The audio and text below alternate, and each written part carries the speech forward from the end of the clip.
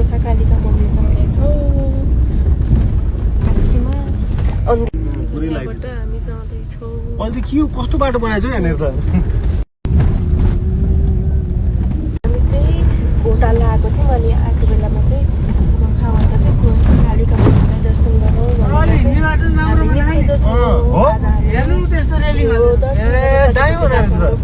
अहिले त्यहीँबाट फिलिलिल्ला झर्नु पर्ला।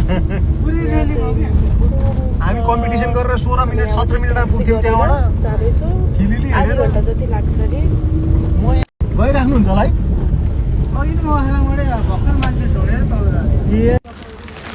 स्टेसनमा आइसक्यो। अब यहाँबाट झरेर माथि मन्दिर जान्छ।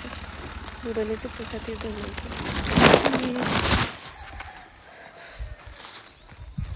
हामी चाहिँ स्टेसनमा पुगिसक्यौँ। अब यहाँबाट चाहिँ हामी सिडी हुँदै। हेलो, एक्सक्युज मी, यता हेर्नु न।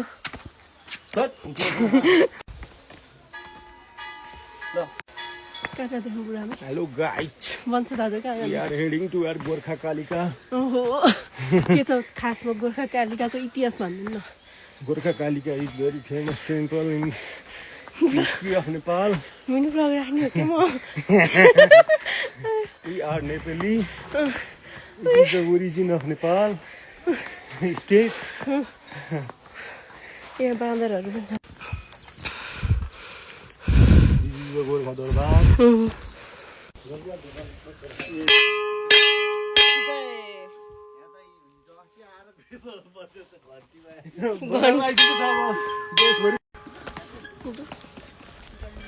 हाम्रो त फुलहरू सब बाँदरले लिएर गयो।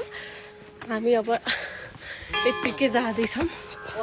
केही होइन, भगवान्ले नै लिएर जानुभयो। हामी खुसी नै छौँ। अब हामी चाहिँ पुग्न आँटिसक्यौँ है त।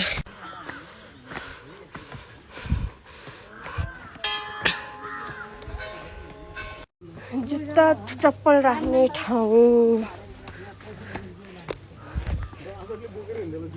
जुत्ताहरू राख्ने ठाउँ एकदम व्यवस्थित छ यहाँ है। काठको राम्रो मलाई मन पर्यो। यहाँ चाहिँ फोटोहरू खिचिराख्नु भएको छ। यहाँबाट देखिने सिनहरू चाहिँ अब इन्ट्री गर्दैछ। नमस्कार। मनिषाको बुढा।